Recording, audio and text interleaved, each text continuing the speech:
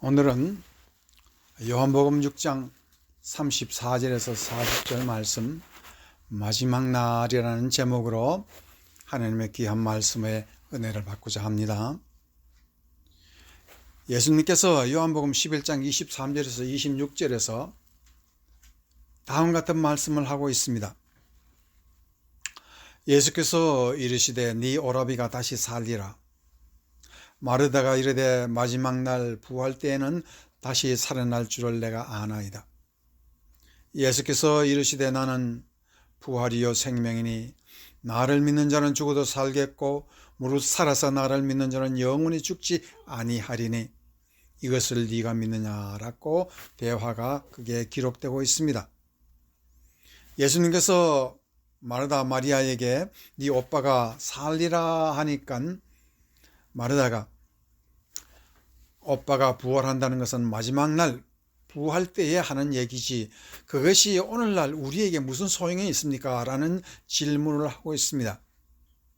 그 말은 마지막 날은 마지막 날이고 오늘은 현재인데 현재와 마지막 날의 차이가 그게 우리에게 적용될 이유가 무엇입니까? 이렇게 얘기를 하니까 예수님께서 하시는 말씀이 내가 부활이요 생명이다 그랬습니다.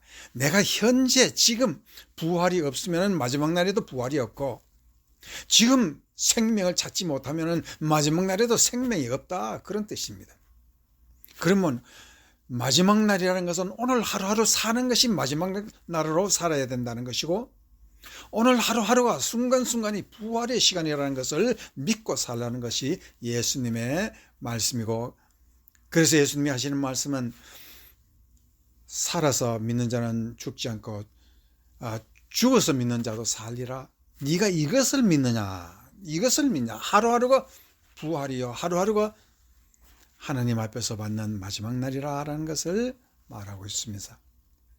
그래서 오늘 마지막 날이라는 큰 축복이라는 것, 이것은 누구의 것이냐? 하나님께서 누구에게 마지막 날의 축복을 주고 계시냐 하는 것을 오늘 본문 말씀을 통해서 생각해 보겠습니다. 첫 번째, 마지막 날은 현실 감각을 깨닫는 자의 것이라 라고 말을 하고 있습니다. 현실 감각을 깨닫는다 하는 이 말씀이 무엇이냐?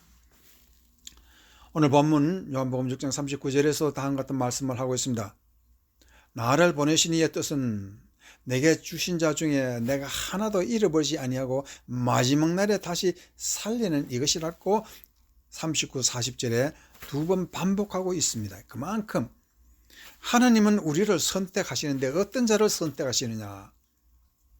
그것은 바로 현실 감각을 깨닫는 자에게 바로 이와 같은 마지막 날을 축복을 주시고 그 축복이라는 것은 하루하루가 선택이고 마지막 날이라고 믿는 이 현실 감각의 깨달음을 가진 자를 말하고 있다라고 하고 있습니다. 그러면 성경에서 그와 같은 말을 또 증거하는 말씀이 있습니까? 있습니다. 마태복음 13장 18절에서 23절까지의 말씀에 다음 같은 귀중한 말씀이 있습니다. 그런즉 씨 뿌리는 비유를 들으라. 아무나 천국 말씀을 듣고 깨닫지 못할 때는 악한 자가 와서 그 마음에 뿌려진 것을 빼앗나니 그 말씀 중에 아무나 천국 말씀을 듣고 깨닫지 못하는 자가 있고 그 다음에 그 뒤에 23절에 좋은 땅에 뿌려졌다는 것은 말씀을 듣고 깨닫는 자니 그 사람은 60배, 30배, 100배의 열매를 맺는 사람이라고 말하고 있습니다. 자, 여기서 말씀을 다시 쪼갭니다. 듣고 깨달음이라는 뜻은 순예미라고 말하는데 순이라는 것은 함께라는 뜻이고 예미라는 것은 합한다는 뜻입니다. 깨달음이라는 것은 인생의 퍼즐 조각 같은 것을 맞추어서 같이 함께 보태는 것, 퍼즐 조각을 맞추는 것이라고 말하는데 또 한 가지 중요한 것은 이 깨달음의 중요한 것은 듣고 깨달음이라 했습니다. 인생의 퍼즐 조각을 주어 맞추는 데는 들어야 된다. 말씀을 듣고 말씀대로 말씀이 지시하는 대로 인생의 퍼즐 조각을 꿰어 맞추면 거기에 놀라운 현실이 나타나는데 그 현실에서 나타난 모습이 내 모습 이것이지만은 결국 예수의 모습이 거기에 드러난다는 것을 말하고 있습니다. 그래서 이 깨달음이라는 것은 엄청난 뜻이 있습니다. 이 세상에는 여러분이 아시는 바와 같이 하루에도 수십 번 희비가 쌍곡선으로 움직이고 있습니다. 우리는 이와 같은 모든 슬픔과 기쁨과 어려움과 고통과 또한 우리에게 순조로움이 퍼즐 조각처럼 꿰어 맞추지 아니하면 아니 됩니다. 어떻게 꿰어 맞춥니까? 말씀대로 듣고 꿰어 맞추라, 깨달으라 라고 말을 하고 있습니다. 요한복음 14장 6절에서 예수께서 이르시되 내가 곧 길이요 진리요 생명이니 나로 말미암지 아니하고는 아버지께로 올 자가 없다라고 말하고 있습니다. 하나님은 오늘이라는 이 현실에서 마지막 날의 의미를 깨닫게 하시는 것은 예수님 그 자신이 길이요 진리라 할 때 진리 알레테이라는 뜻은 현실이라는 뜻입니다. 진리는 현실입니다. 이 현실을 현실을 깨닫고 나니까 내 모습이 모든 퍼즐 조각으로 맞춰 보니까 이것이 예수님이 형상을 만들려고 이렇게 나에게 어려움과 고통을 주시는구나 라는 것을 이 진리를 깨닫고 길을 깨닫고 생명이라는 것 사는 것이 왜 있는가 하는 것을 깨닫게 해주는 것이라 라고 말하고 있습니다. 그래서 우리의 형상이 날로 마지막 날의 그 형상을 향해서 나아가는 과정이 하나님께서 선택하는 그 길이라고 말하고 있습니다. 그러면은 여러분이 잘 아시는 바와 같이 구약 성경에서 가장 위대한 사람 중에 한 사람이 바로 솔로몬인데 마태복음 6장 29절에는 다음과 같은 말씀이 있습니다. 그러나 내가 너에게 말하노니 솔로몬의 모든 영광으로도 입은 것이 이 꽃 하나만 갖지 못하였느니라고 말하고 있습니다. 예수님이 왜 이런 말씀을 하셨습니까? 예수님이 이 말씀을 하시는 데는 엄청난 의미가 거기에 뒤에 있습니다. 솔로몬은 자기의 영광을 위해서 주의 많은 나라와 결혼 정책으로 자기를 사위 국이 되도록 결혼하여 많은 이방 여인들을 데리고 왔습니다. 이것이 올가미가 되어서 외국으로부터 많은 이방 신들과 우상이 이스라엘 나라에 들어왔고 이것은 이스라엘 나라가 멸망하는 결정적인 이유가 되어서 그 결정적인 이유가 이스라엘 나라가 갈라지고 끝까지 파괴되고 있다는 것을 알 수가 있습니다. 그러면은 솔로몬이라는 사람은 자기의 인생에서 퍼즐 조각을 만들 때 하나님의 말씀대로 따라 퍼즐 조각을 만들지 못하고 잘 만들어 보았는데 솔로몬은 지혜로운 사람인데 자기의 지혜로 그것을 꽤 맞추려고 하다 보니까 어떤 조각이 나왔느냐면 백합화 꽃 한 송이도 제대로 꽤 맞추지 못한 그런 못난 꽃도 안 되는 그런 인생이 되어버렸다라는 것을 말을 하고 있습니다. 여러분이 다 아시는 다윗이라는 사람도 그와 같은 실수를 했습니다. 사무엘하 12장 7에서 10절에 보면은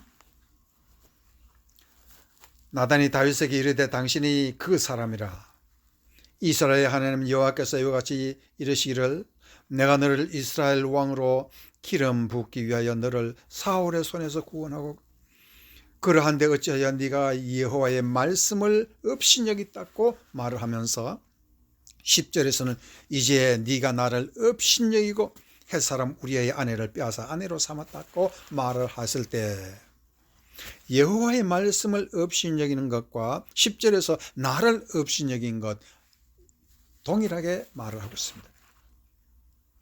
다윗이 인생의 퍼즐 조각이 왔습니다. 자기에게 유혹이라는 그 눈으로부터 오는 유혹이 왔을 때 다윗은 자기의 인생의 퍼즐 조각을 잘못 맞추기 시작했습니다.